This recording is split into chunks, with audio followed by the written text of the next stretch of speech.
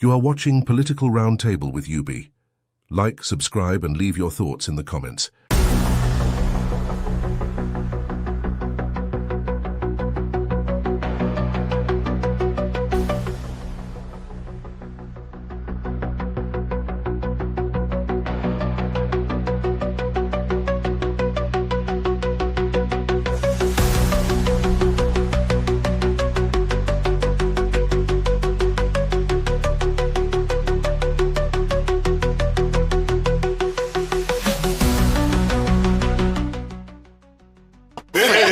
Some words of wisdom. Some copycats are saying in the gallery.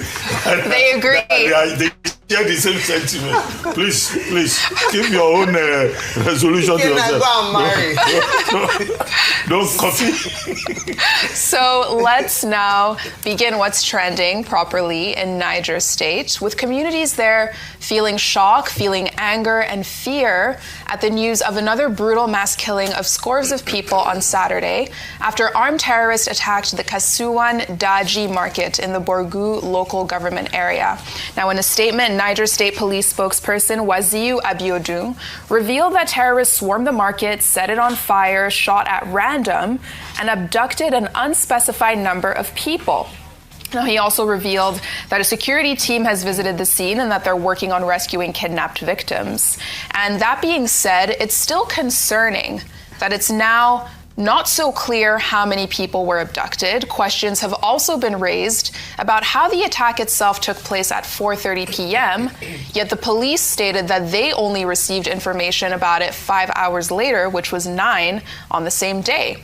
But quickly after that, President Bola Tinubu, in a Sunday post on his X profile, announced that he's calling in all the big guns on this attack, directing the Minister of Defense, Chief of Defense, service chiefs, and more to hunt the terrorists down and bring them to justice. So he stated in part, as you see on your tweet, on your screen, that these terrorists have tested the resolve of our country and its people. They must face the full consequences of their criminal actions, no matter who they are or their intent. They must be hunted down. He added that anyone who aids, abets, or enables them will be brought to justice. We must stand together as one and confront these monsters in unison.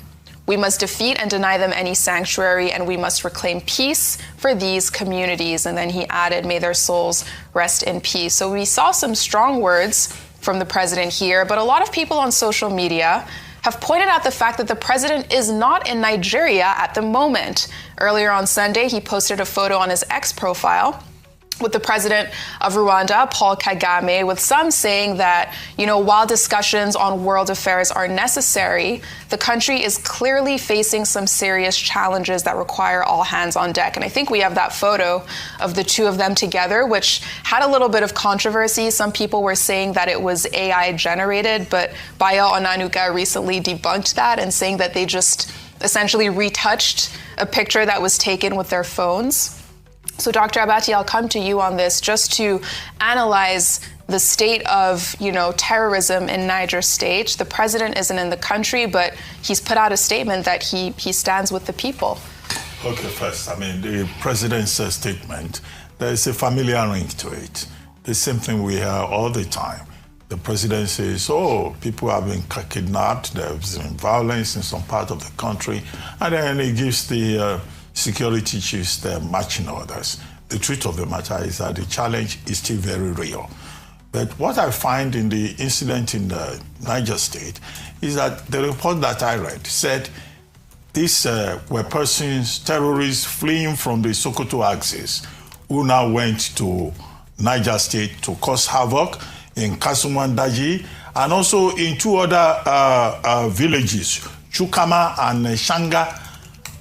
And that they operated for hours on end, and the security agencies were not anywhere to be found to come and help the people. Mm-hmm. At the end of the day, about 40 persons were killed in the 3 communities, and women and children, were abducted mm-hmm. and in a helpless situation.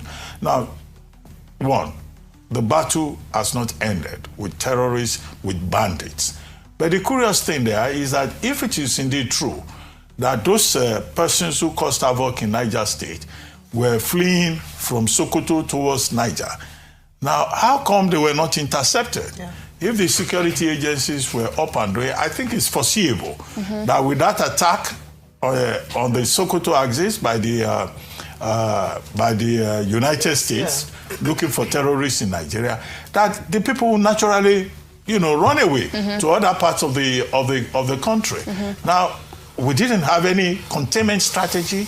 We didn't have any mechanism to make sure that, those terrorists do not become a threat in other parts of Nigeria. Those are relevant questions in my view.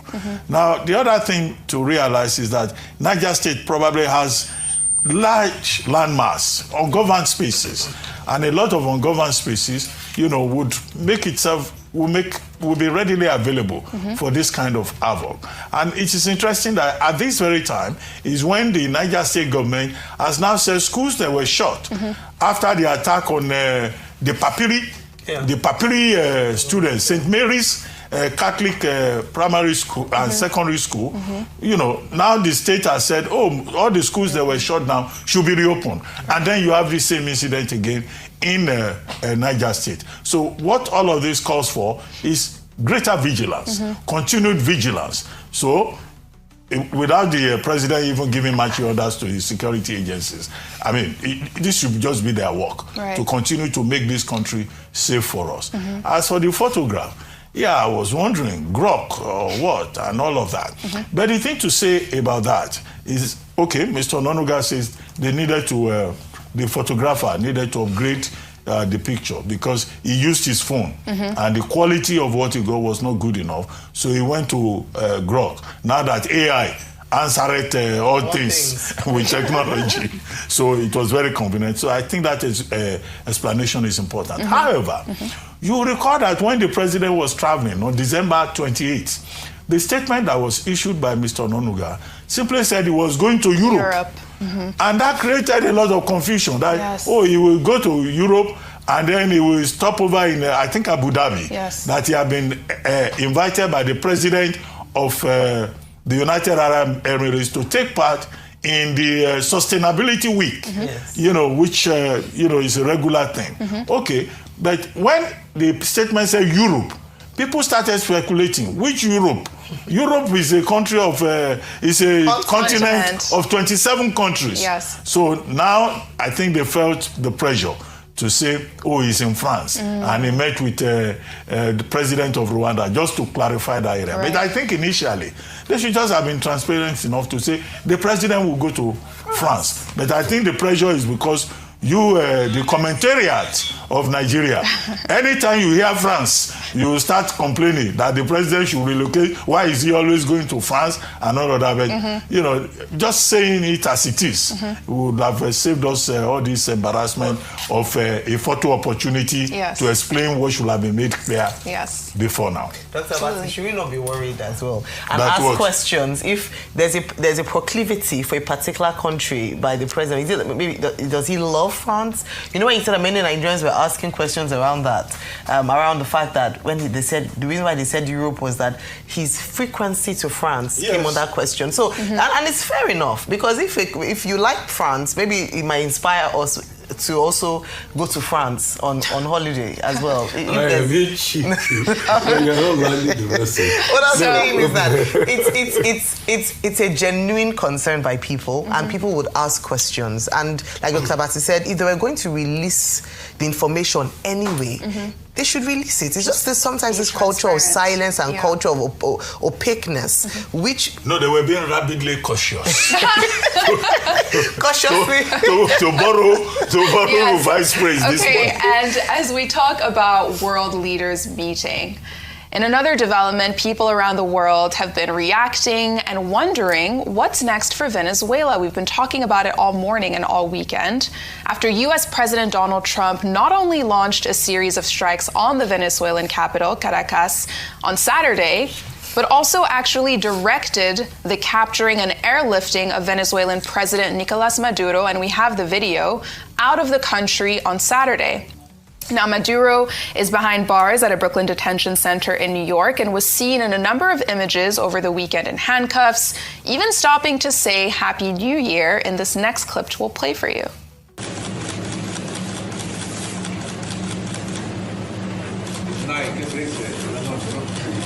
Night.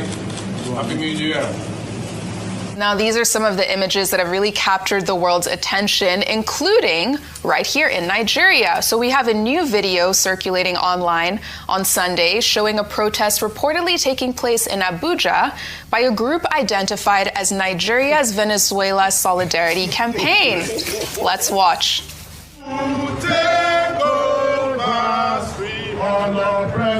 All oppression, them go run away. When people, they go ask. Viva Venezuela! Viva! From the Venezuela Solidarity Campaign in Nigeria, a campaign platform of socialists, trade unions, civil society, youth group, workers from the informal and informal sector. We bring solidarity to the people of the Venezuela working class and the Venezuela working people who are passing through aggression from the United States empire. I'll take some quick reactions from social media. This first tweet from Chris said, bold stance. But quick question, when did Nigeria become the new HQ for Venezuelan foreign policy? Not mad, just curious how solidarity travels farther than accountability these days, or is this just about vibes, not borders? Another person said, this protest is misplaced. Nigeria faces insecurity, hardship, unemployment, inflation, failing infrastructure. Our energy and activism should focus on fixing problems at home, not protesting foreign issues while Nigeria itself is in crisis. And one last tweet said, LOL, or laughing out loud, what affects or concerns Nigerians the most they won't protest, like the new tax laws, but what doesn't affect them or concern them, you'll see some of them protesting. And Rufai, I'll come to you on this story. I mean, you have all been discussing Venezuela. It's such a big story, but now Nigeria's part of the conversation too, apparently.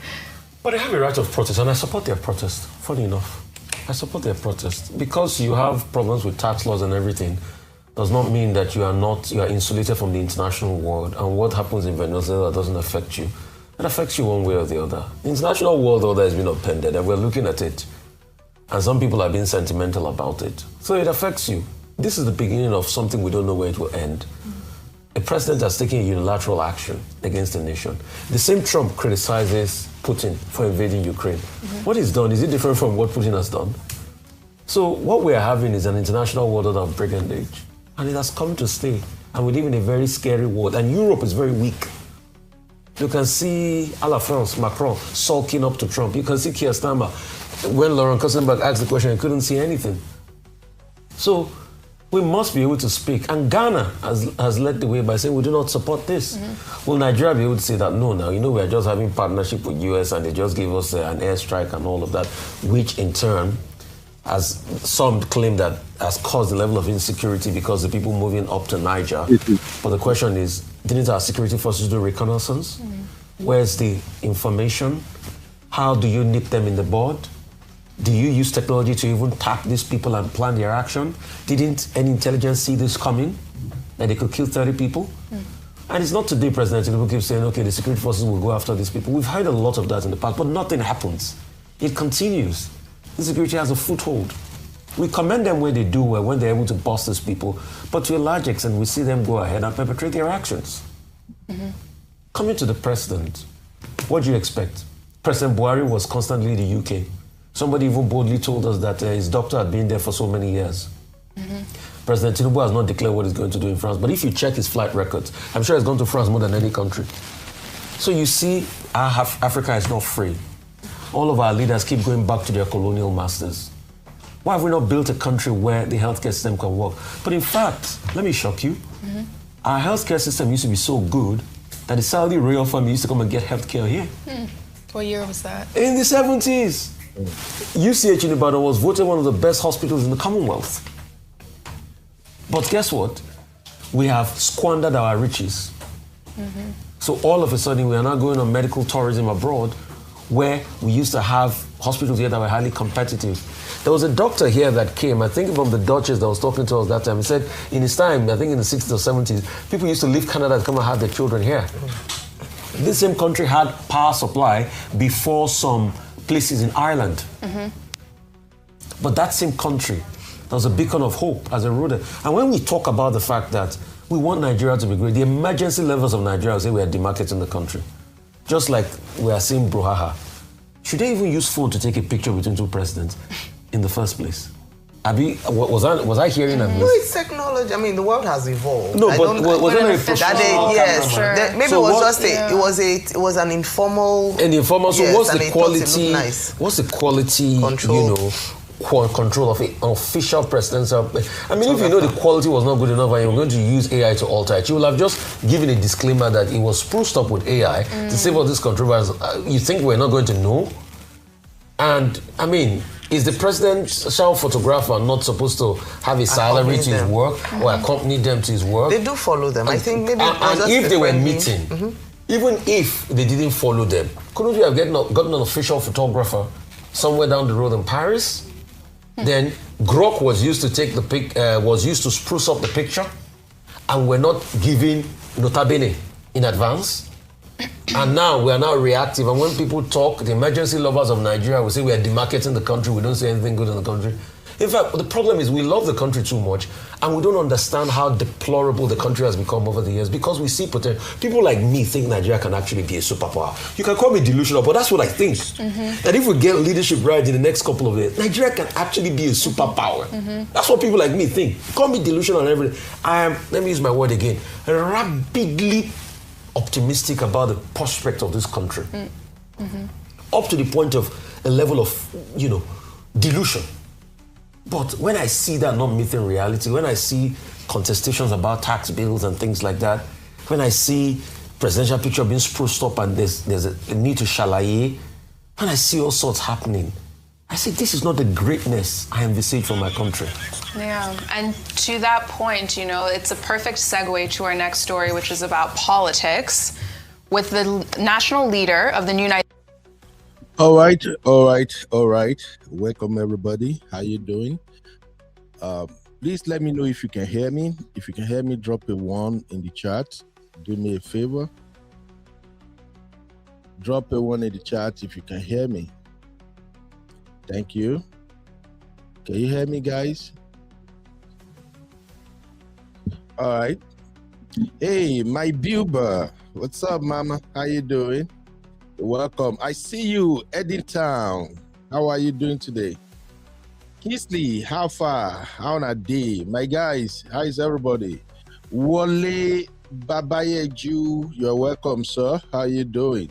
Sister Yvette, what's up, mommy? Happy New Year. Today is Monday, and hopefully everybody is back to work. Me, I'm a very jealous person, though, because since I work in healthcare, while everyone is enjoying at home, I was busy working all through the holidays. So it don't reach well, and I'll go back to work. I don't they play with anybody this time around. Anyway, let's start political roundtable. This is a very short show, and I just want to feel the pulse of the people. I want to know what you think about the upcoming Nigeria election. But I would like to start by examining the thoughts of my people, our community right here at the Real Farm. What are your thoughts? As you can see from our tumbling, we just want to examine these 3 candidates. Hey, Sisi, what's up, mommy? How you doing, mama? You're welcome. So we want to examine these folks, Tinubu versus Peter Obi versus Atiku. Who is most desperate to become Nigeria's president in 2027? All right, this is a very short show. Except something comes up, I really don't plan to go beyond 1 hour on this one. And if you are interested in this topic, let's do it sharp, like we say in Nigeria. You can call the number on the screen, +1 512 595 6569. Again, the number to call is +1 512 595 6569. You can call on WhatsApp, or you can call me directly if you are in United States. Let's make it snappy. And for those who want to follow me on IG, my IG is very simple. It's just called Uncle Beno 25. at Uncle Beno 25. And I want to shout out to everybody that sent me video clips on Instagram. God bless you. Specifically, I want to thank my lovely sister Ice Ice. Ice Ice is always updating me, and I love that. That's how you know when people truly got your back. So thank you, Ice Ice, for all you do. Now, let's go back to discussing what we have on our table today. Yes, what we have on our political round table. Tinubu versus Peter Obi versus Atiku. Who is most desperate to become Nigeria's president? Please drop your take in the chat. If you can't come in the studio and you can't give me a phone call, just drop it in the chat and I will read your comment. Now, you may be wondering, okay, UB, where is this coming from? Suddenly, you decided you gonna re-examine or revisit this topic. I thought we covered this in 2023. But the reason I'm bringing it back is because I was on my brother One Man Went to Mo channel yesterday. I told you, if you really want to dive into Nigeria politics, you really want to know what's going down in Nigeria politics, you have to watch my brother One Man Went to Mo show. And the fun on the platform is there are so many amazing, eloquent, pragmatic, highly educated brothers and sisters on that panel who actually, if you remove the fact that sometimes it looks like Peter Obi supporters versus Tinubu supporters, if you take that away, you're going to learn so much. I learned a lot yesterday on the show. And one of the topic that we covered, in fact, it's not just a topic. This actually came up during our back and forth. People asked, who is more desperate to become Nigeria's president? Of course, I was on the show as usual as Obedient, and I really appreciate the fact that many of the brothers allow me to speak. And in fact, they gave me a lot of time to address issue on the show, and I'm not taking that for granted. So One Man Went to Mo, shout out to you, my brother. Uncle Ola, you did an amazing job. Much respect to you, sir. So after our deliberation yesterday, I just said to myself, okay, this is going to be a very good question to ask our community what they think about these three candidates, because it's looking like we are going to end up with these three candidates vying for the top position in Nigeria once again. The difference this time around is in 2023, the three candidates were running on different political platforms. They were running, representing different political parties, while the current president, President Bola Tinubu, run under the flag of APC, the party he founded. Peter Obi run on the platform of Labour Party, and Atiku Abubakar run on PDP. Of course, we know the outcome of the election. It turns out Bola Tinubu won with over 8 million votes. Atiku Abubakar got about 6.9 million votes, and Peter Obi got 6.1 votes. But since then, there has been several controversies why the obedience movement believed the election was rigged, because we actually went to court. The PDP also believed the election was rigged, and the Tinubu Jagaban supporters believed there was no rigging. Tinubu won outright. So after the election, we went to the tribunal, and the tribunal upheld the election. My take was very, very simple. Like I said then, I'm still going to say it right now. There is no perfect election anywhere all over the world. Yeah, some election might have the semblance of perfection, but yet there is no perfect election.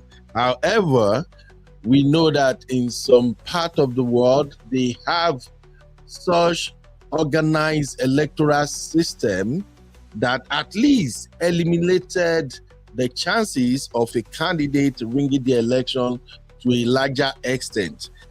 For instance, here in the United States, United States is viewed as the beacon of democracy, but we all know what went down in the last presidential election between President Donald Trump and Kamala Harris. Now, why we cannot say the election was rigged, but we knew some things went down that was kind of strange. For instance, the last election was the first election where a billionaire will actually claim to motivate their base by doing some sort of giveaway, which was like maybe $1 million every day or something. I know a billionaire, a very prominent figure in the United States, did that during the last election. And it seems that actually influenced the outcome of the election. I'm saying that to say that there is no perfect election anyway. Now, having said all of that, let's come to the reason we are here today. I just need you to drop it in the chat or give me a call at +512 595 6569. Who do you think is more desperate among these candidates? Now, let me give you some background to what we got going on here. Just give me a second. I'll be right back. You are watching Political Roundtable with UB. Like, subscribe, and leave your thoughts in the comments.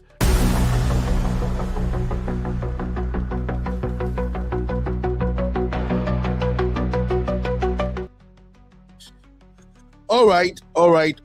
Thank you, everybody. Please, if you haven't hit the like button, kindly hit the like. I am streaming to 2 platforms right now. I have the vertical format ongoing, where we have the most of the viewers, and also I have our regular channel, which is the landscape version, also going, and we have like 20 people or 18 watching over there. So please do me a favor, hit the like. I'm looking at the like right now. It's not encouraging, and that means some people will not be going to Bora Bora with us.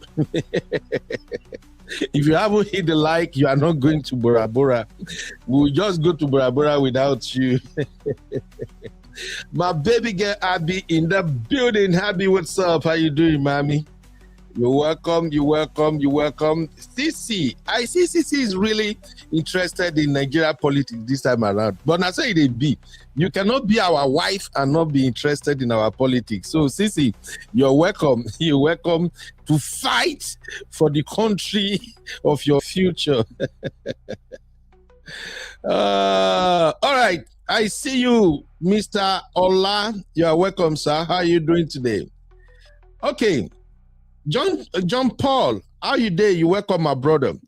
All right, let me quickly give you some background so we can at least know what we're talking about. So, who is the most desperate among these 3 potential candidates? I think the question of desperation came up because recently, specifically on December 5, 2025, Peter Obi said he is not a desperate candidate. He stated categorically, and I think people took him out of context. But if he's desperate or not, we're going to find out on this show. I have polls running right now. Whichever format you are watching, there is a poll on the channel, and the question on the poll is very simple. So please cast your vote, because at the end of the day, your vote will determine the outcome of this show. Who is most desperate to become Nigeria president in 2027? That is the poll, and the poll is running right now. I look at the poll from the regular post. We have like 9 votes there, and 44% say Atiku, 22% say Peter Obi, and 33% said Tinubu. Also checking the verticals, We have 32 votes already. 34% also said Atiku, 25% said Peter Obi, and 41% said Tinubu is the most desperate of them all.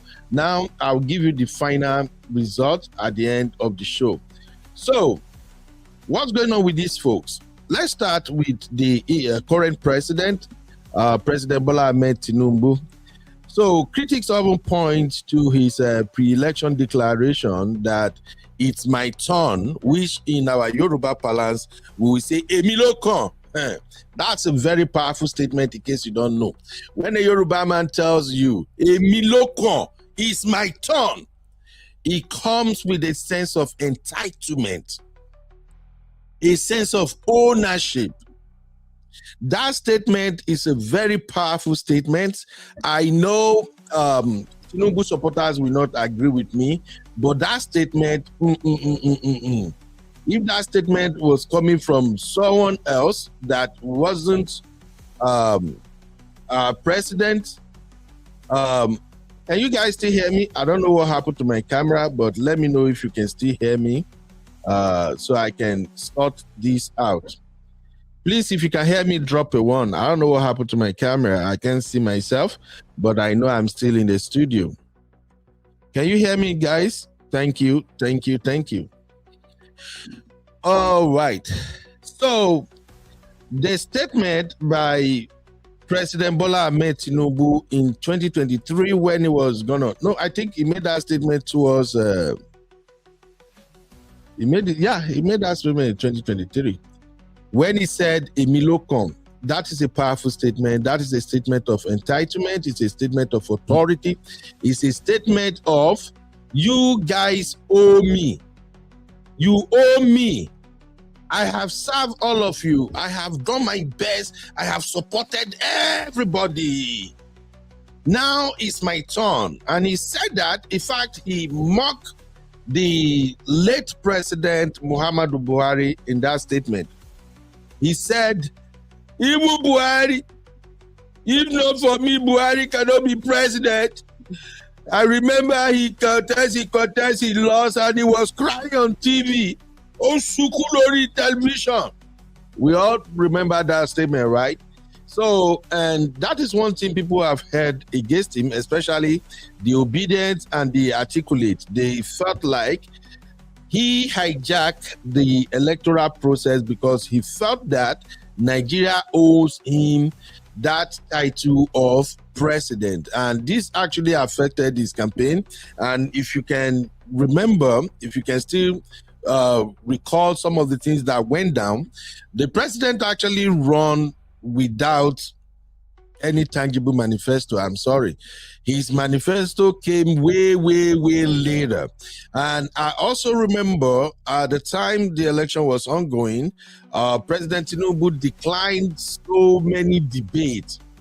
There was no presidential debate. I think Peter Obi and maybe Atiku, I don't know, but we do not have any presidential debate because Tinubu declined. He never took part in any debate between himself and his opponent. Anyway, for whatever reason, I still believe it's because Baba felt it's my turn. You guys should give this to me. So, to suggest a sense of entitlement or intense, long-held ambition to reach the presidency. That's why he made the statement. His opponent accused him, his campaign, of having an all-cost approach to winning the election, leveraging the incumbent party structure and alleged electoral malpractices. His supporters, however, would likely view his actions as culmination of a strategic, lifelong political career, and they believe in his vision for Nigeria. Now, to his credit, he came in and he started turning things around. You know, like I said, Tinubu came with a lot of reforms, which it would have been very difficult for any other president to at least implement some of those reforms he came up with. But yet, he forged ahead because he believed he can deliver the dividends of democracy to the people of Nigeria. Now, let's talk about Peter Obi. Yeah, that's my candidate anyway. Make una no verse. Until I hope he's not going to disappoint me this time, because I've said this. I said it on my brother one man show yesterday. If Peter Obi going to ADC, if the intention is for him to become vice president to Atiku Abubakar, I think I'm done. Yeah, I think I'm done. That is where my support for him ends. Okay, let's make it make sense. Shout out to my lovely sister, Sister Natu. Sister Natu, you are still doing politics with me here. Natu, we go fight. You know where you're supposed to be now, my sister. Anyway, let's continue. So Peter Obi, the obedience movement behind Obi was largely driven by a strong desire for systemic change and a rejection of the established political structure. I've said this countless times, but people really can't get it, especially people from the opposition party. I said that the vast majority of us who are obedient, we just want change. We desire change. We want to move away from the establishment. I've said this severally. We were not forced, we were not cajoled, we were not bribed. Nobody is paying us to support Peter Obi. We just felt we want change, we want growth, we want development in Nigeria. We want things to change from the status quo. That is why we believe in the candidacy of Peter Obi and we rally our support behind him. Now you are free to reject that position, but I do believe this is the main reason a lot of people supported Peter Obi, all right? So let's keep going. While his supporters see his continued political engagement as driven by a genuine concern for Nigeria progress and the desire to implement sound economic policies, opponents accuse him of political restlessness and an inability to accept the 2023 elections results. Obi himself has stated, "I'm not desperate to be president of Nigeria. I'm desperate to see Nigeria work." All right. At this point, if you are an obedient and you still believe Peter Obi can bring about changes, please drop a 1 in the chat. Just do me that favor. Drop a 1 in the chat. If you still believe, yes, Peter Obi can actually make Nigeria work, drop a 1 in the chat. Now, lastly, let's examine Atiku Abubakar. Oh my God.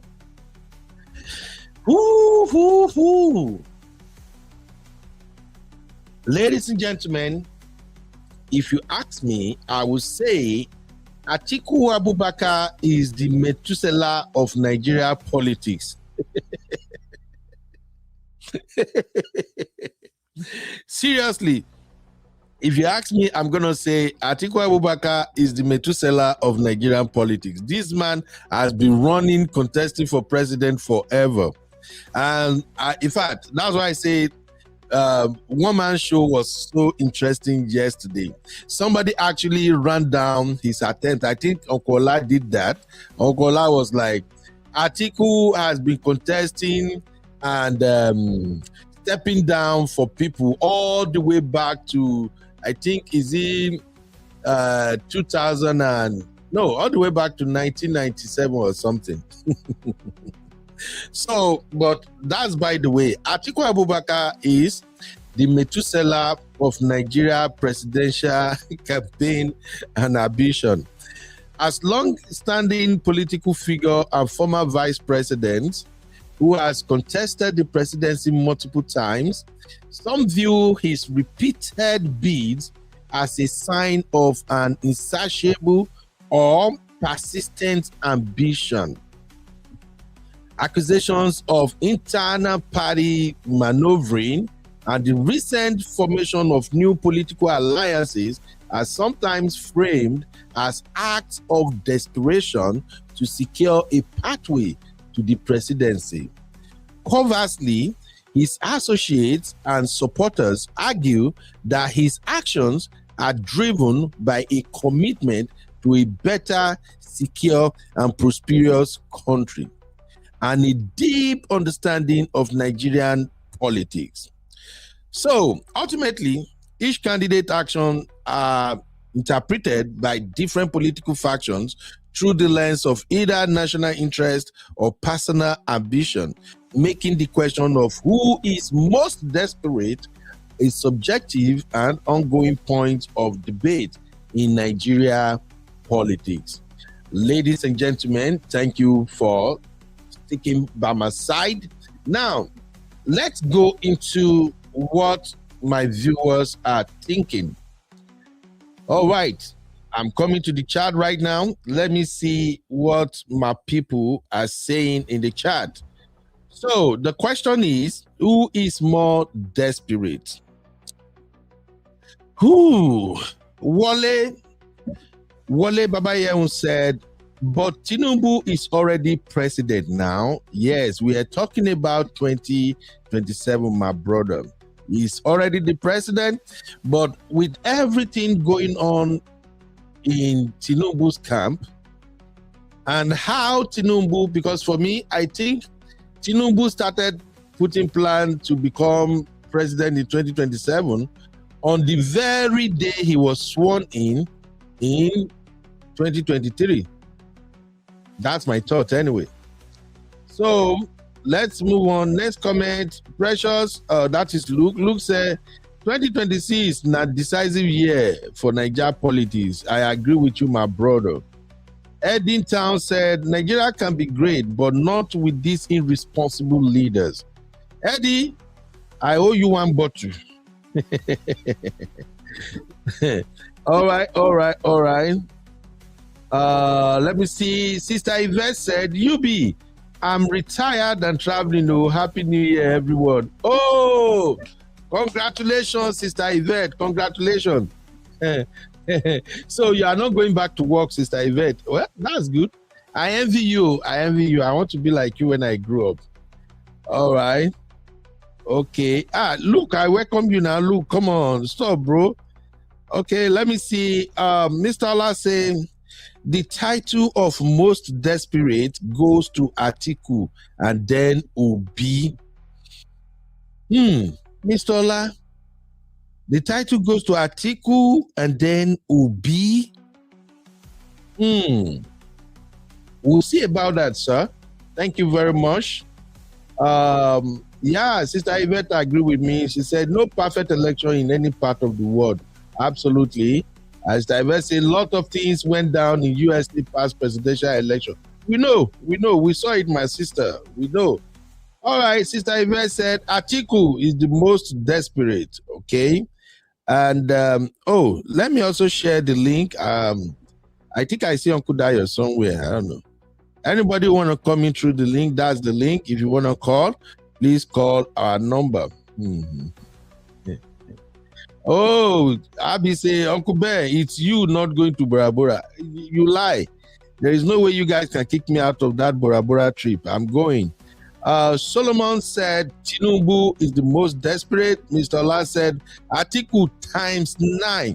And my lovely Natu said, Atiku 100 times. Wow. Uji said Atiku. All right, let's see. Who else is voting? I don't see too many votes again. Okay. Uncle Dayo. Okay, Uncle Dayo was replying to, I think, Luke. Uncle Dayo said, yes, in a democratic setting, it allows the candidate to intimate the people of their plans and programs for the country if they are elected as president. Oh, okay, I think Uncle Dayo was referring to the debate because Tinubu never debate to man or lie. Then Mr. La said, Peter Obi is another desperate Buhari. Yeah, I really don't believe that Peter Obi is not desperate. I think Peter B is just playing this gentleman game. He wanted it, but he want to give Nigeria the angelic impression that, look, whether I give me or not give me, I'm okay. Which, even though I'm a supporter, but I think I know what my principal is doing to some extent. Peanut, how are you doing, my lovely sister? You're welcome. Okay, Sunday, Omoleke said, I don't think any of these guys can fix Nigeria. In fact, let me start that because I have that same impression though. All right. I got my people in the building. Uncle Dayo, my co-host, is here. And then Amoteku, is that Uncle Ola? Let me start with Amoteku. I don't know the name, but how are you doing? Uncle Beno. Egmo? Uncle Beno. Uncle Ola, how you doing, sir? I did when I put me. You know, as I just came back from how I do my mechanic, my car mechanic this morning, I just see your show. I say, may I just show my face before I run away. Oh, thank you, sir. Thank you. God bless you, sir. I really appreciate you having me yesterday. You and all my brothers. I learned a lot yesterday. Oh, thank you. You know, I didn't know where I come from because I live on a good sleep. So that conversation lasted forever. Some people wake up and join us on the conversation. No, that's what it be now. Sometimes we did like that till 5 a.m. At least in North American time. Right. So Uncle Ola, this show, I actually got the inspiration to do this show from the show you anchored yesterday. You know, I think at the point yesterday, our deliberation covered this topic of desperation. And I think we dive into it briefly. And that's when I was like, oh, let me actually ask my community who they think is most desperate among these three candidates. What are your thoughts, sir? No, you know my thought already that when it comes to desperation, it has always been Atiku. So because the guy does not care, you know. Okay, look at it this way: you were going to become the executive governor of Adamawa, and Obasanjo came and pulled you. I said, please come and be my vice president, and then Obasanjo was trying to groom him to become the president. This guy could not wait. Immediately he got to that place. Okay, it's possible. Okay, you'll be in charge of administration. Let me be in charge of diplomacy. And Obasanjo started traveling. But you know what this guy was doing? You know, under him, the governors managed to form a governor forum. You know, he managed to coordinate National Assembly to the extent that they wanted to impeach Obasanjo. You know, so you know, Obasanjo made accusation, said for the first time in the history of Nigeria, Atiku was the one that introduced paying the legislator to perform their duty. Oh my God! So all those impeachments and removal of Senate president that were ongoing that time, you understand? It was that the consequences, as a result of the consequences of what Atiku tried to do.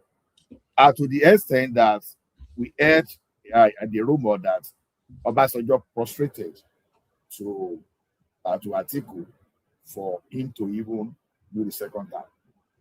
So that's one. Now in 2007, right? You know, Obasanjo went into that Yaradua SDM. You know, the political structure that the senior Yaradua built. You know, so he wasn't trying to do everything. He was not even looking at the party. That was why our Obasanjo was desperate to bring Umaru out of that place to say, okay, let's see whether the younger brother to the person that funded SDM will be the one that will defeat you, or maybe you will be able to defeat. You know. So, but what happened? He ran away, and Tinubu accepted him under his own platform. Then that left. Now in 2011, this guy too ran against Jonathan. In fact, he got to a stage, he got angry, he started swearing, started making threats. So that threat was in the public, it's in the public space, you know. So So then again, what happened in 2015? 2014, 2015, he tried again. What happened in 2019? He tried again. What happened in 2023? He tried again. The question now only him. You understand? So see, go and look at since the time of SDP, NRC. You understand? This guy has been making attempts. You understand? So when you look at him, you understand, and you won't see where he even supported someone to really become president or whatever. You understand? It has always been about him. You went to the extent, the party, PDP, that will happen to be one of the founding father, you never mind destroying that party just for your selfish ambition. So those are the indicators that will point to a very desperate person, you know. So maybe it's more about still telling him that he become president. So I think he's carrying that the forecast from the spiritualist. So he's still trying. So and ADC, like I say, unapologetically, ADC is the party for Atiku and for Atiku to realize his ambition, nothing more than that. Whatever they are doing now to Obi or whatever is secure until they finish the primary, and I see that Obi emerge as the flag bearer, and I will say, okay, then I will start looking at, okay, what else do they want to do? Are they hiding under something again? You understand? Because as far as I'm concerned now, this guy, Atiku, is the most desperate. Desperate. So Uncle, you never considered the fact that Atiku may probably be thinking of becoming the biggest political godfather in Nigeria by letting go his presidential ambition and then support Peter Obi. So when Peter Obi wins the election, he can now be in charge of controlling him behind the scene. You don't think that's a possibility? No, I think a person like Atiku understands power. So you understand power, you understand those people that can use that power properly, you know. You will see something with Atiku, you understand, he was able to threaten Jonathan. Although I agree that Tinubu is his friend, but he knows he cannot threaten Tinubu because they know both are politicians. So you understand. At least if he hasn't learned anything now, he must have learned from Obasanjo. You understand? He dare Obasanjo, and is he carrying the consequences of trying to move against Obasanjo today? So to me, a person like Atiku, he does not care. It is only me and me. Because if you want to see it, you understand. Okay, you can say, okay, these are the political son of Obasanjo. You can see the political son of Tinubu. Who are the political son of Atiku? Even Gulo Jonathan. You can see some governors that I say honest. All appreciation to Gulo Jonathan that Jonathan happened to be the one that brought them into politics and sustained their political ambition. So what can we say the same of Atiku? I don't know. I want to be enlightened. Of course, we can't. We can't. So that's the challenge we have with him. So to me, it's very desperate. Okay, I'm convinced with your explanation, sir. But let me just pick your brain one last time before I move to Uncle Dayo. Kwakwaso, I saw a video of Kwakwaso. If you look at my screen right now, you will see him in the middle right there. He was speaking Hausa. I don't understand Hausa language, but I think over 10 people have interpreted what he said. They say he actually said he's willing and ready to become Peter Obi vice president for 2027 election. Did you see that video, sir? I didn't see it, but I've heard people mention things like that. So yeah, see, the dynamics will change if Atiku, one way or the other, whatever way, they are able to step Atiku sideways and put Obi and Kwakwaso there. So that would be different dynamics entirely.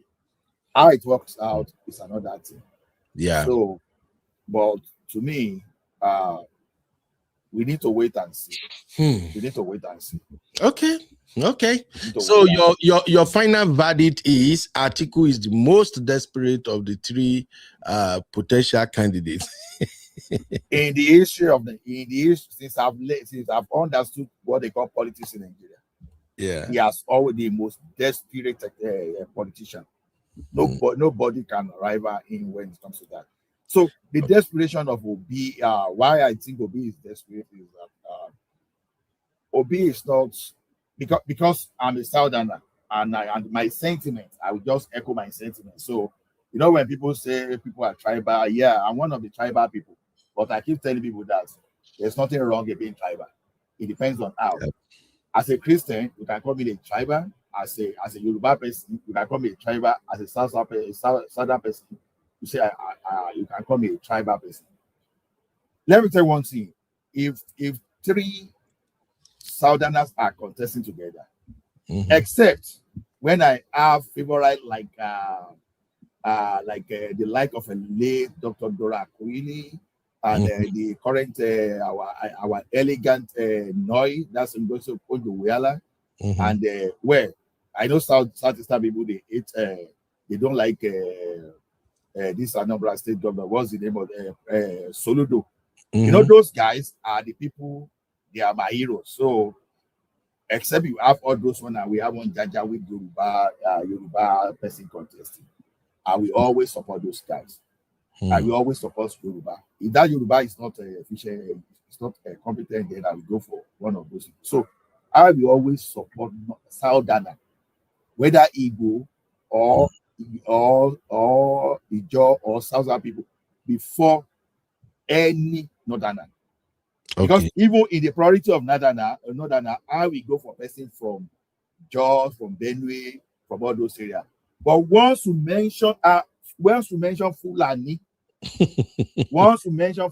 by antenna like this, you understand? It's racist to infinity, because anything Fulani, I will tell you, I don't even want to hear. If I'm a dead man, if you mention Fulani to become a Nigerian president, I will wake up. You understand? Is it that bad? Yeah. See, no, they've always had this agenda. See, while we're going up, they will be saying some people wanted to, understand, wanted to Islamize Nigeria, Fulanize Nigeria. Those people say it's a lie. It has never happened. Because we don't study history. You see many countries in the world, they were Christian country and they became an Islamic country. Turkey is a living one that you can see today. Yeah. So because of all those lack of tolerance for others, for diversity, anybody that cannot tolerate diversity, I don't want to side with you no matter what. Even if it is the great grandfather that did that, as long as you have that history of intolerance for diversity, I don't want to. Because I don't want to come back to this world maybe in like 1,000 years and I find out that there's no Yoruba man in danger because some Fulani, some group of Fulani genocided Yoruba, or maybe they replace Yoruba. I don't want to come there. So I cherish my diversity and my indigenous background. So that's the point. I will never, I will never vote a Fulani man. Any Fulani that is a friend, please apology. So I can tell you, even if you are my friend and you are Fulani, I will not vote you. You understand? I will not vote you. That's just my own. That's understandable. Thank you for hanging out with me today, sir. I really appreciate your input. Please, man, let me give Uncle Ola his flowers. Uncle Ola is one of the powerful voice you hear on YouTube when it comes to Nigeria politics. I love listening to him because, like I said, it doesn't matter whether on the platform you have Tinubu supporters or you have Peter Obi supporters. For me, I'm more about information, about knowledge. I just want to learn, We can talk from now to tomorrow. It won't change anything if the people don't vote. So, but maybe if we can just listen to other people's point of view, we can begin to see the difference in these candidates. Like yesterday now, I heard a lot of things that actually make me like Tinubu to some extent, even though I'm still not in support of Tinubu. But I get to learn more about what Tinubu was doing by listening on yesterday's show. So, Uncle Ola, thank you very, very much for coming. I really appreciate you, sir.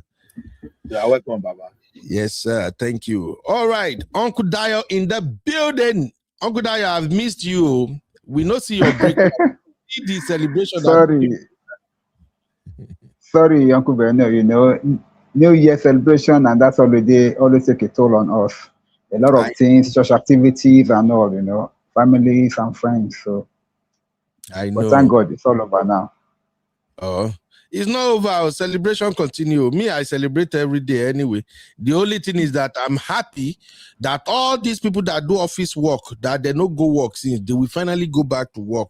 People like Abby, like CC, all the sisters and brothers, we be say these guys they have like 2 weeks break straight. I work Christmas, I work New Year, I work throughout the whole festive period. So now I'm happy that they are going back to work. Anyway, Uncle Dio, let's talk about our Nigerian desperado. Welcome, Uncle Patrick. We are glad to have you, sir. Uncle Patrick is still greeting his daughters. Okay, now. So, Uncle Dio, desperados. Peter Obi, Tinubu, Atiku. Who do you think is most desperate to become Nigeria's president in 2027? Thank you very much, Uncle Bernard. I'm going to divide it into 2 segments. Number 1, I want to make a shout out to Uncle Ola. He has been a wonderful uncle and he has been doing a wonderful job. Shout out to you, sir. I really appreciate your shoes. Now, I really like what Uncle Ola said about how Atiku has been very, very desperate. That one is on the long term. Atiku has been desperate over the long term, which is okay because since 2007 or so, or 2009, he has been there in the picture. Yeah. And has always been consistently trying to become president of Nigeria and all. However, when we talk about short term, the most desperate of them all has been Tinubu by my own record, and I will tell you why, sir. If you notice, somebody that just won an election and immediately he enters, he's already planning for the second term. And he has been doing it consistent. In fact, Tinubu is planning more for his second term compared to how he's putting effort into running the country as the president. 70% of his own energy as president of Nigeria is to secure himself for a second term, while he uses the remaining 30% to run the affairs of the country. So, to me, he's the most desperate because he's looking at every possibility, every loopholes, every boxes have to be ticked, every I's have to be dotted and all. He's doing everything to that. That was why he now even made it almost like a one-party state.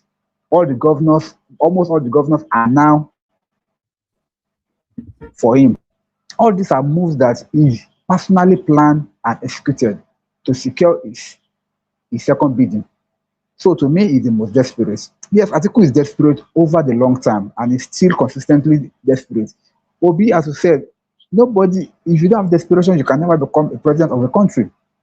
It's that desperation that will make you to wake up every day, that will make you to keep on pushing, even though everything is working against you. Obi was at a party that was not really pulling his weight. He left the party, looked for another party, joined the party, make consensus here, make agreements there, trying to maneuver his way, see to achieve that purpose of becoming the president of the country. So all of them are desperate. But if you ask me, the most desperate out of them, as at this short term, about this election of 2027, I believe it is Tinubu, because it's the most desperate out of them all. They have done everything possible, and they're still doing everything possible to make sure that they gain the ticket for a second term. So, Bami, you know, trust Bami. See, in a matter of trust, you can see the desperation written all over him. He doesn't rest. Every political highlight, every political force, the one that he could not win over, he made them permanent enemies. And the one that he could win over, he lobbied them and won them all over. So he's making a lot of desperation and a lot of desperate move strategically. Yeah.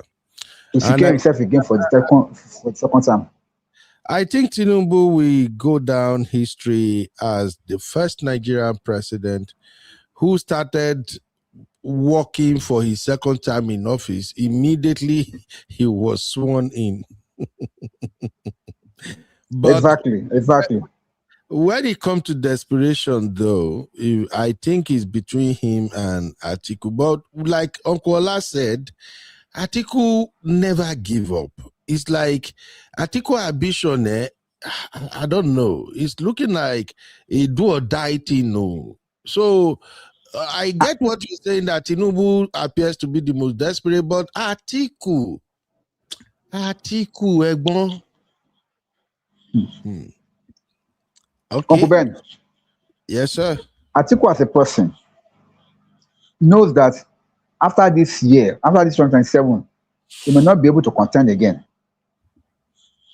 So it's all out to see this as his last ticket, as his last chance to be Nigerian president. Because if he doesn't win it this time around, I don't see him coming back in 2031.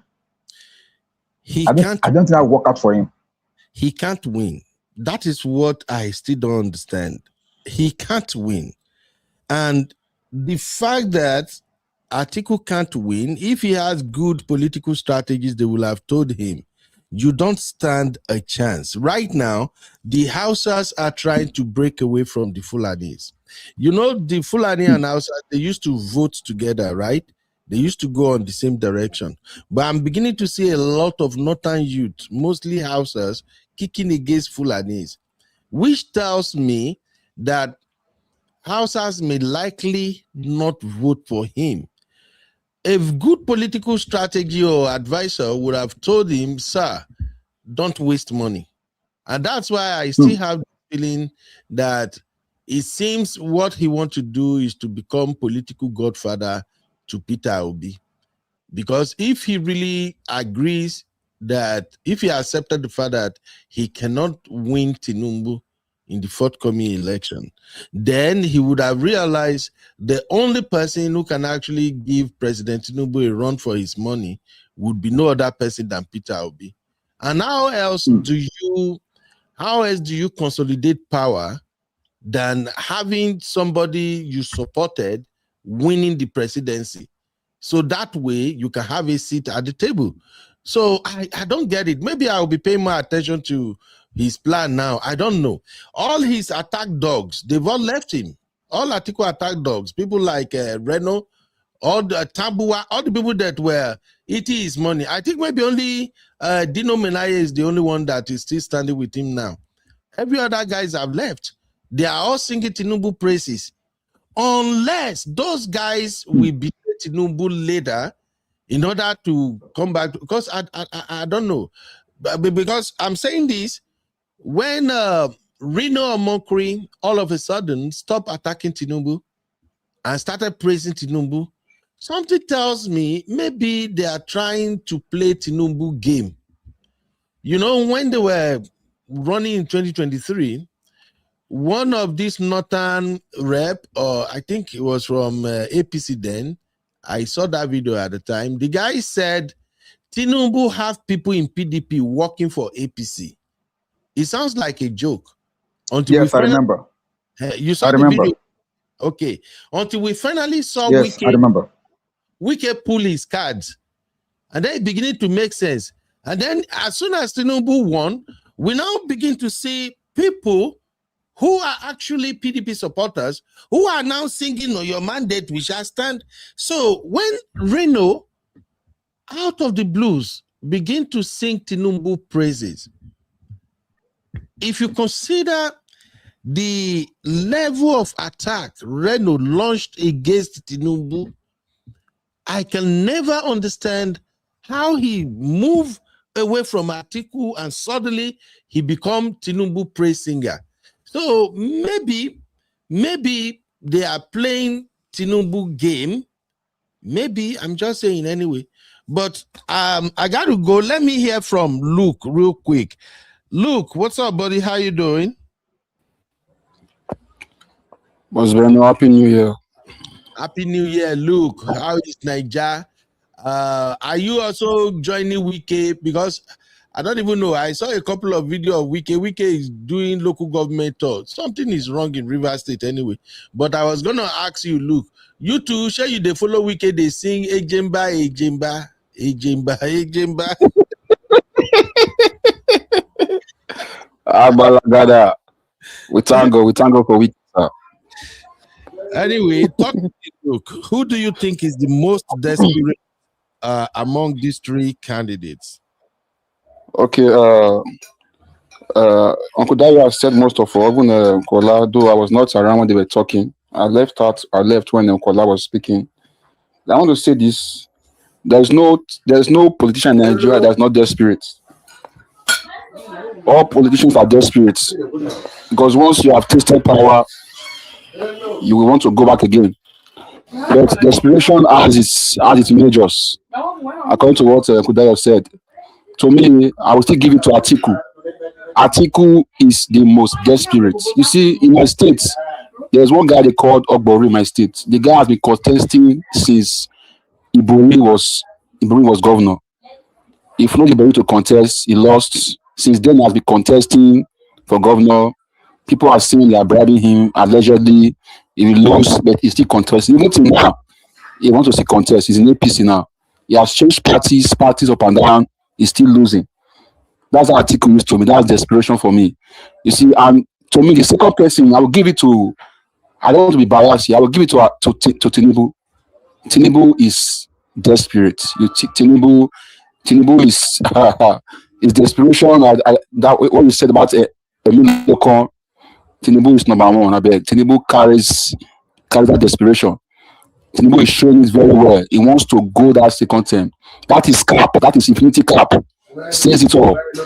Before I heard about that cap, when they wrote number 8, before I knew the meaning of that number 8, it was not easy. Tinubu has been planning for his re-election since 2023 when he entered, as you said earlier. I think Tinubu is desperate. And Obi is the last person. And I want to say it again that there is no position is not desperate. Tinubu is trying to take River State. I think he has taken his South. The River State, he wants to take it.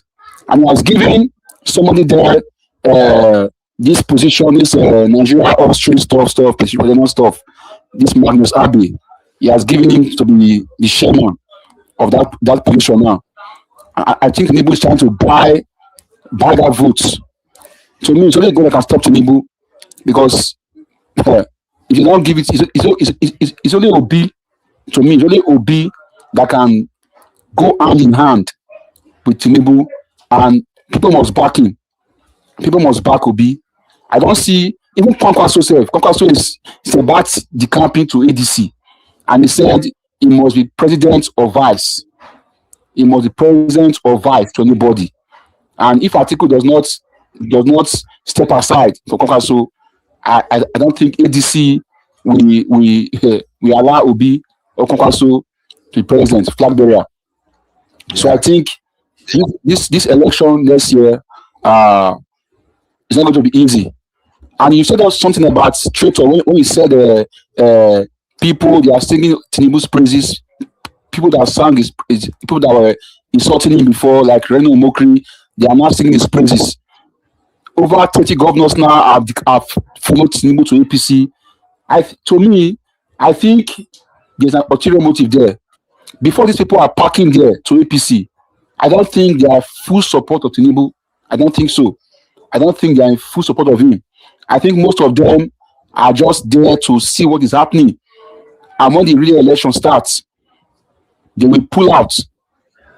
If allegedly they might pull out, they might pull out. Because I don't see all of them supporting him. Because people packing him to sing your praises now. And are doing bad things, singing your praises. When the real time comes, they will not sing it. You don't trust anybody. But I see Tinubu doing it or giving his all. He does not care what happens to anybody. He wants it. He's desperate. He wants it. He wants it all. He does not care like Buhari did the last time. Late Buhari did the last time, 2015. Now Tinubu wants it all. He does not care what happens to Labour. It's like a pig. Sorry to say, it's like a pig that wants to place dirty. And to me, it's only Atiku that can play dirty with him. And if Atiku is not in power, he can't play dirty. Tinubu will use both federal power and everything to take back the power next year. It's only God that can help Nigeria. Thank you, sir. Yeah, thank you, Luke. I really appreciate your take. But basically, thank you, Luke. We'll talk later, bro. Uncle Dayo and I we will wrap up together. Basically, I'm having the feeling that Tinubu himself is in trouble, and I will explain. Shout out to Samuel Adepoju, how you doing? Samuel say Tinubu is desperate, but Atiku is desperate, but Tinubu is working for the second time. All right, thank you very much for that. Now, I can say something about Tinubu, Uncle Daya. I don't know if you agree with me or not, but this is just my take. I think Tinubu is swimming with his enemies. At this point, with all these governors that are saying, hey, Tinubu, I don't know what Tinubu end game is, but many of these governors that are moving to APC, these are Tinubu enemies. Let's call it what it is. An Igbo governor that is coming to say, I'm joining APC, it's Tinubu. They are lying to you, Baba. A northern governor who cross-carpeted to APC, they are lying to you, but they don't like you. They don't. So I'm foreseeing a situation whereby APC might implode very, very soon. All these folks that are singing, your mandate, won't parrot Neo. They are not loyal to nobody. So for those who are thinking, Tinubu already got this under lock and key. Think twice, think twice. Some of these guys that actually moved to APC, they went to APC for protection. Because they know, even when someone said it, when you come to APC, your sins are forgiven. So, Uncle Dayo, that's just, I'm just thinking they could be betrayer in APC. What are your thoughts about that, sir? Uncle Beno, I could remember some months back, I think we had a discussion around this, and I said that I can see APC imploding. It's a matter of time because of this influx of different people into the party because of protection and whatever reason they have. I saw something ahead, and I know that eventually it's going to happen. And that what I must sound a note of warning here. Tinubu is so smart that he too will know that all of these people that are just rushing to APC, it's not as if they're like truly in support of him.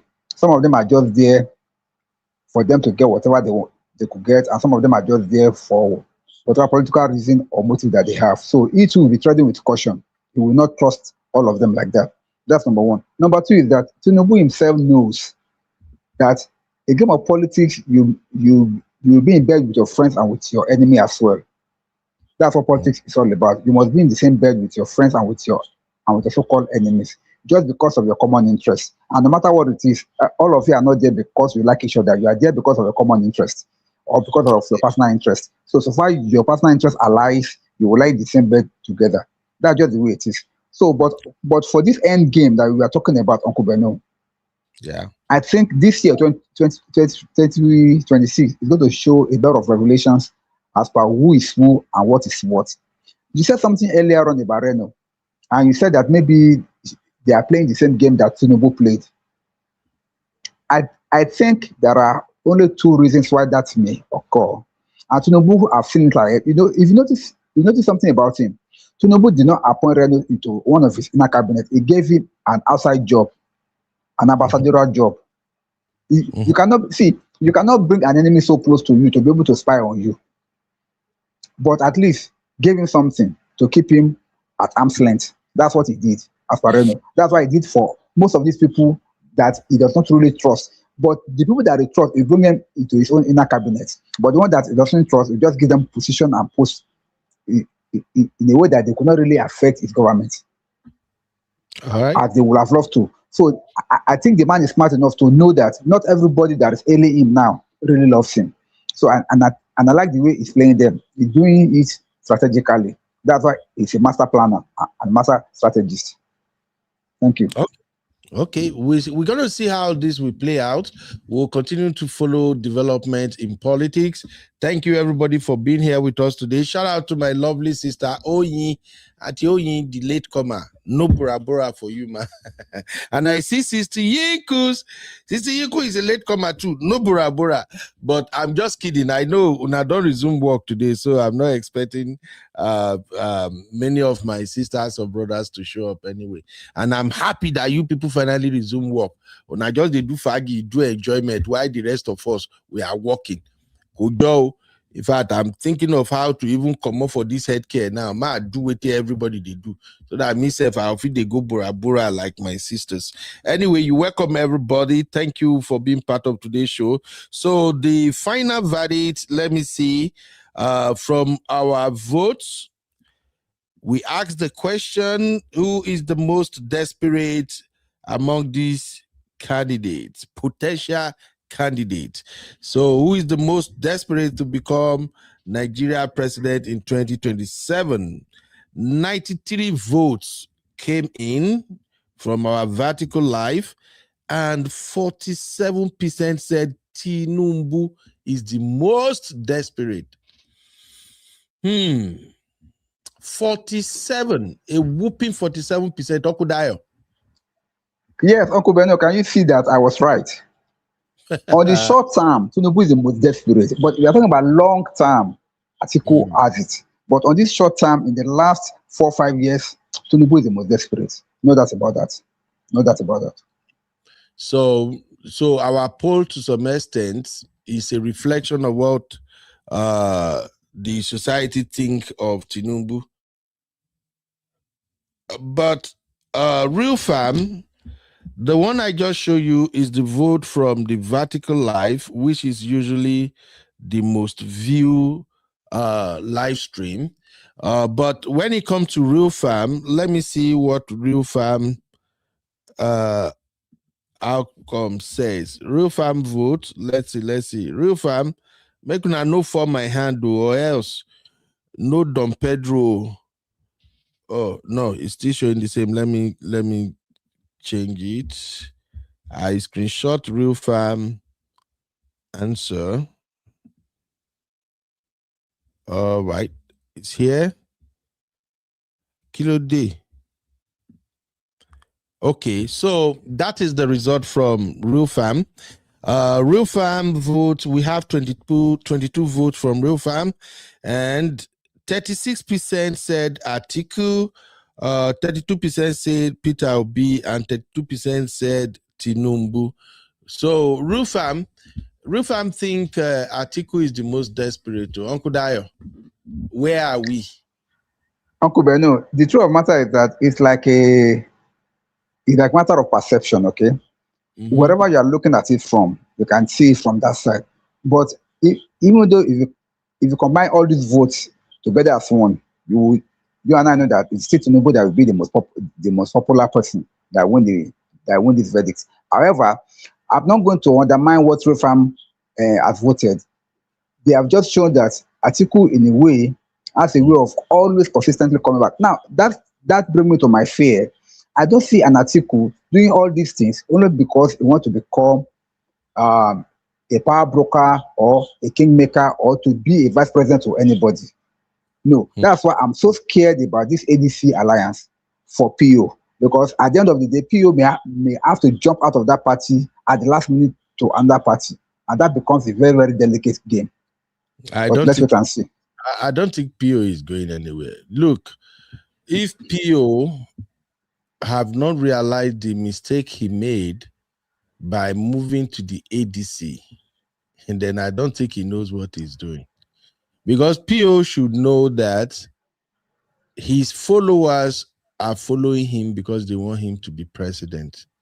if he goes to ADC without having that guarantee that they were going to give him the presidential ticket, PO already disappoint me, to be frank.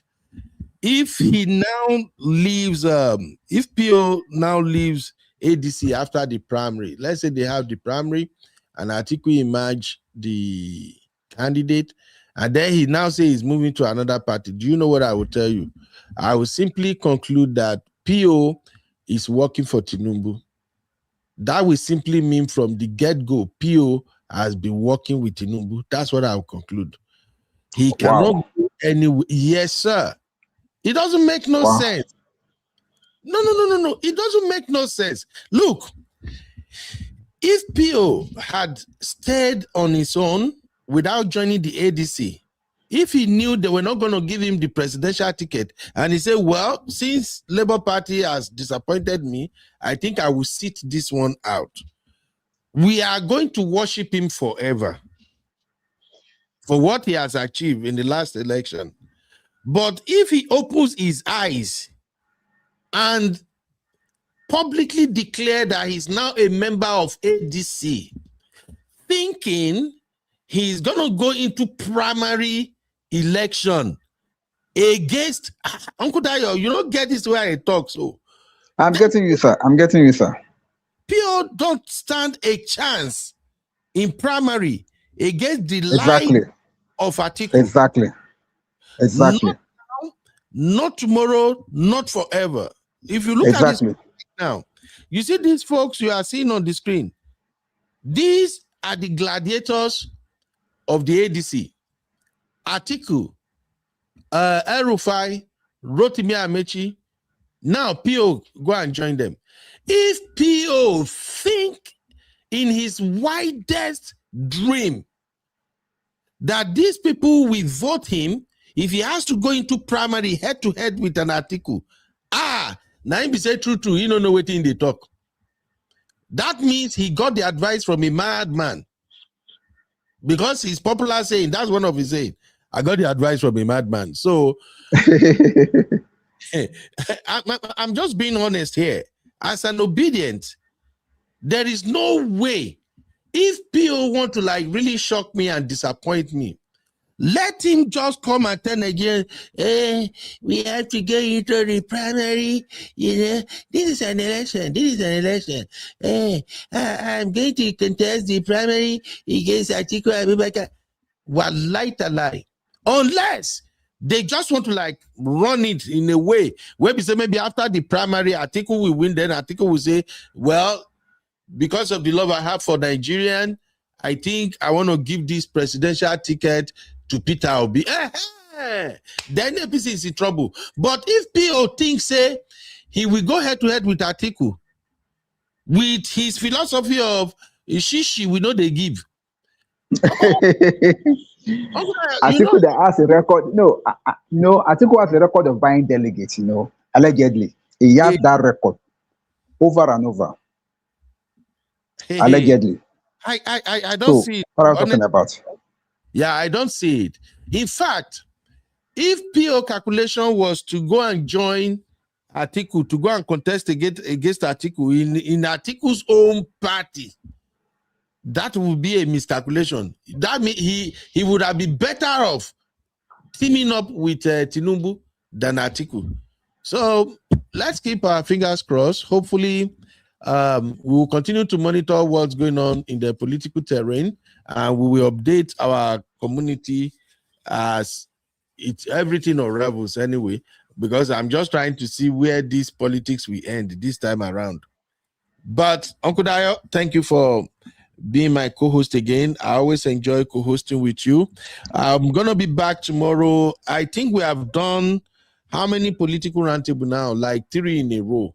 So we might do some social. Let's do hangout with Beno tomorrow. Either hangout with Beno or UB story, so that our sisters can fully participate. Because the sisters, you know how women they be. I know but some of them love politics, so Uncle Beno. But some of them love politics. So. I know they too get too much vibe in politics like when we are treating social issues. And right now we have a lot going on, especially with all these pastors and reverends that are moving mad. Uncle Ben, those things are so emotional. I must not lie to you. Those pastor stuff, they are just too emotional because what is happening is like, could this be real? And unfortunately, they are real.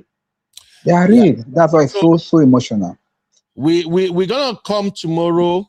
Let's just see how we can advise people who are suffering from the damages these pastors and papagios have caused them. And I'm serious about this. They shared a video at the backstage today.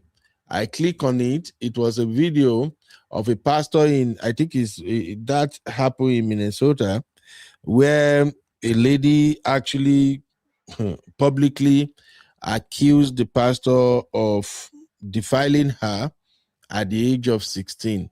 This one now in Igbo. Now yeah, Igbo. I saw it. So this madness is getting out of hand. And there's a guy who was on Auntie Aduni's show who also narrated his experience in the hands of a priest. I look at the picture of those priests, those are beasts. Look at their eyes. You can tell they are covering something up. Although I've said to myself, I don't want to dabble into anything Catholic.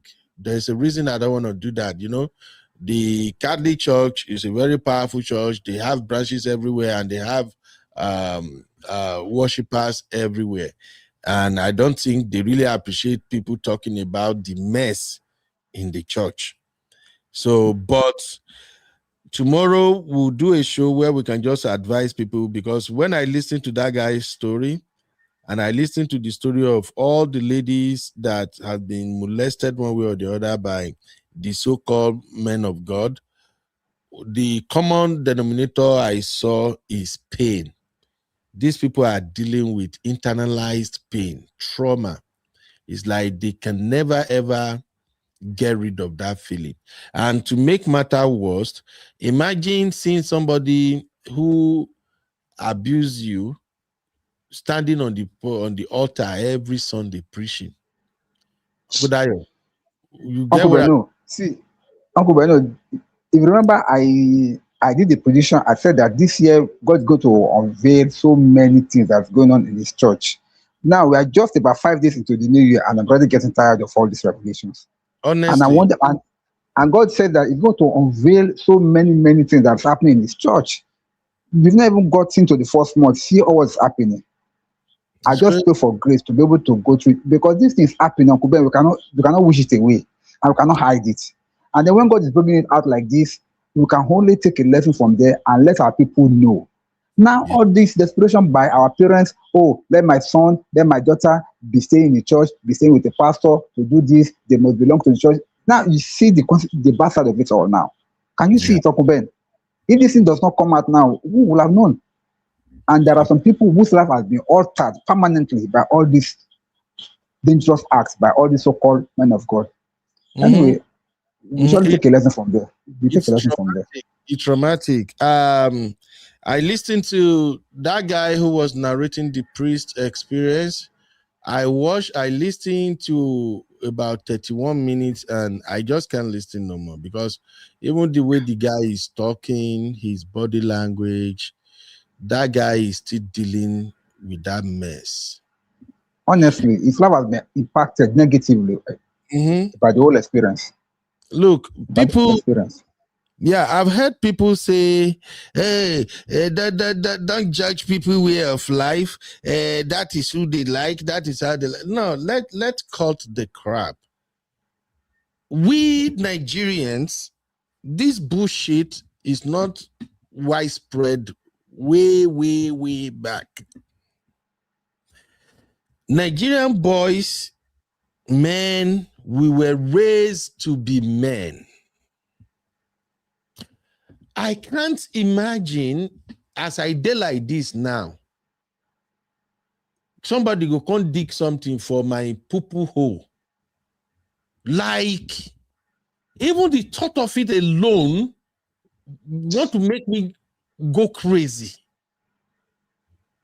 Now, when I listened to that guy, and as he was telling Atiaduni the story, you can tell he remembers every details. That is what happened when people can't overcome trauma. Every last detail they remember. How do you make them heal from that? The only way you can at least give them some closure is when you punish those involved. At least they will know that in their hearts of heart, they get some judgment, some leverage. The church is so used to covering bullshit.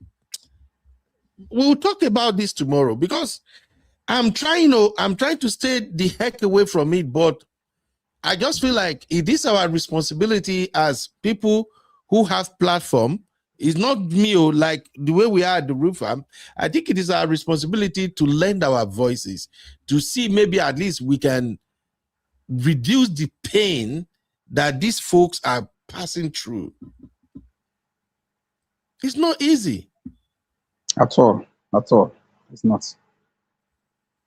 Imagine a man still telling the story of the first encounter.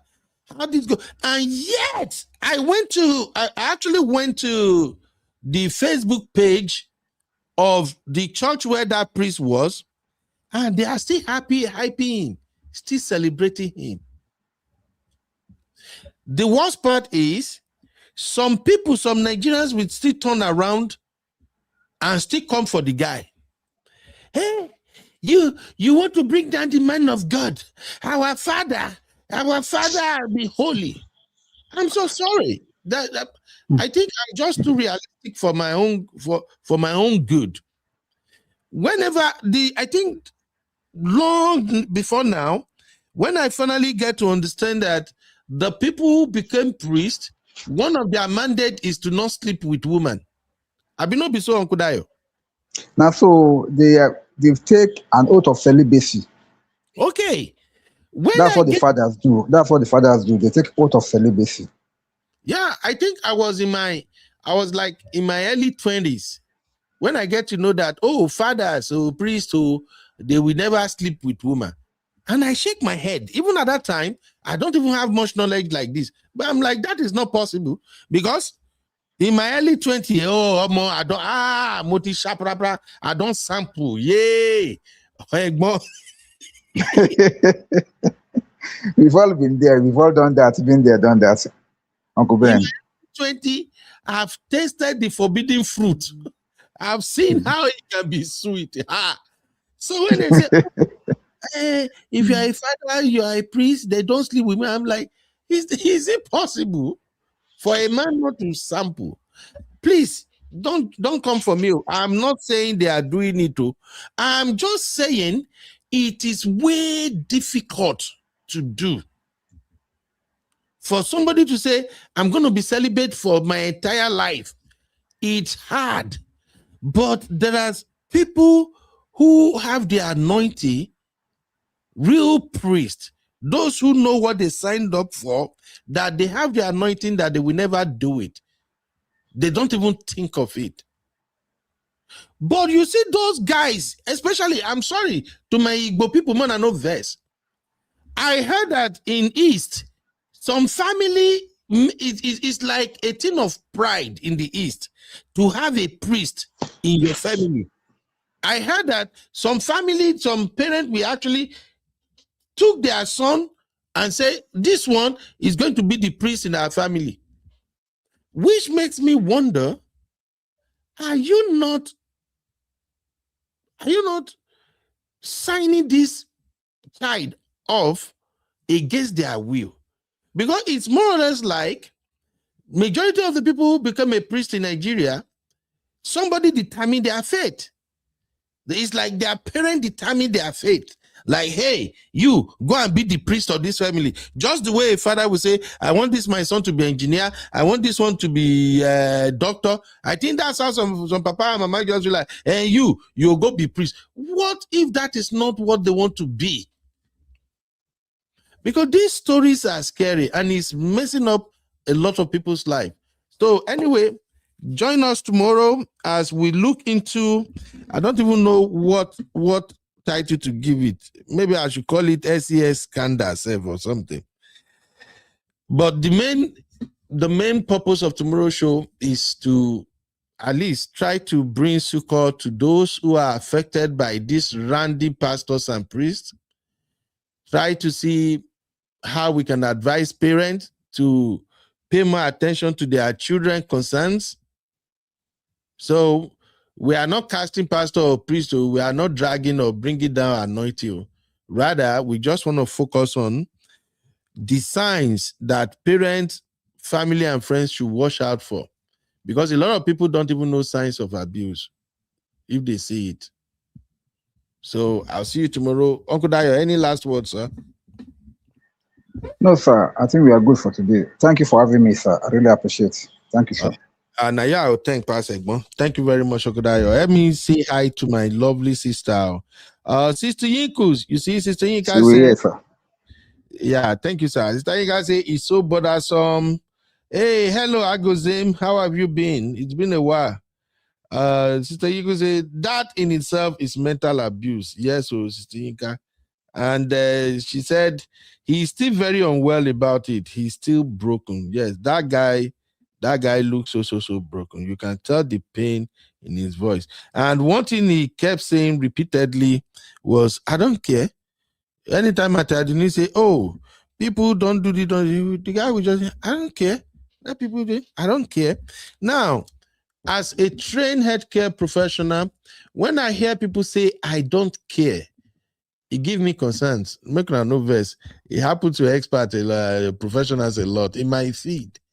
When something that's supposed to bother you happens and you say, I don't care, then I care. It worries me because as human, you are supposed to be concerned, but now you really don't care. And that is not right. We're gonna see tomorrow. Thank you for being here, Uncle Dayo. Thank you everybody for joining today's show. Real fam, I want to apologize. Make una nervous. I know say we never cover social issue. It's just that I love politics and we have a lot of brothers and sisters who subscribe to our channel because of politics, most importantly, our political roundtable show. So I just feel like anytime anything is trending, let us quickly bring it to our people. So make no nervous. But like I said, tomorrow we are going to dive into, we'll cover a lot of social issues tomorrow because first off, I'm off tomorrow. So that means I can do as much as 4-hour shows tomorrow. So, but let's see how the spirit directs. Okay. Thank you, everybody. Remember me in your prayer. I need money. Okay. I want to become a billionaire in dollar this year. So whatever you do, pray for me. Money do billion. Okay. Sometimes I imagine make am robber just go rob one bank, make the thief plenty money, make they can't drive. Make the arm robber can't drive past my backyard. As they pass my backyard, make they just throw the bundle of money throw and for my backyard. Miracle money. I'm just kidding. Thank you, everybody. I'll see you all tomorrow. Okay? Oh my God. There we go. Turn them up. We outside tonight. Oh yeah. Everybody move your body. From the moment that the beat drop low, see everybody start to move slow. Left leg, right leg, bend down small. When the bass went on, there we fall. No stress, no wahala tonight. Only good vibes under city lights. If you come here with your people, them the enjoyment till the morning, yeah. Hands up high, feel this sound. Let the rhythm turn you around. When the DJ touch the control, now your body go lose control. Last time, DJ turn them up. Body they move, we know they stop. Hands up high, make you wine and rough. Now dance time, DJ turn them up. Dance time, DJ turn them up. From the front to the back, everybody pop. Leg walk clean, make your shoulder drop. Now dance time, DJ turn 'em up.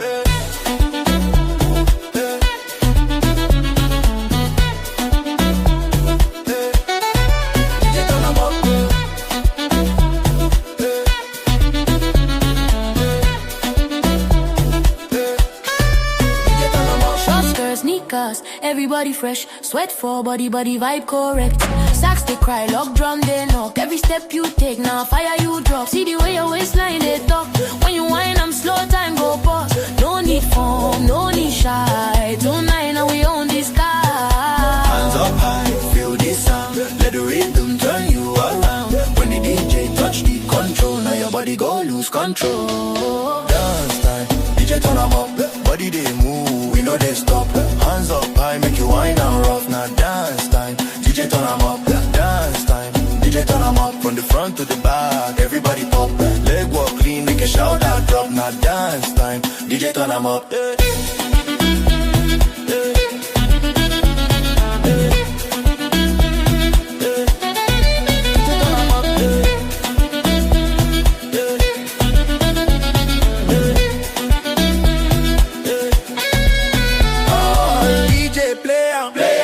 Lock drum, enter. Sax make it blow. If you ready, shout, oh yeah. Oh, left, right, bend down low. Wine I'm fast, wine I'm slow. From the floor to the door, we go dance till we know. You are watching Political Roundtable with UB. Like, subscribe and leave your thoughts in the comments.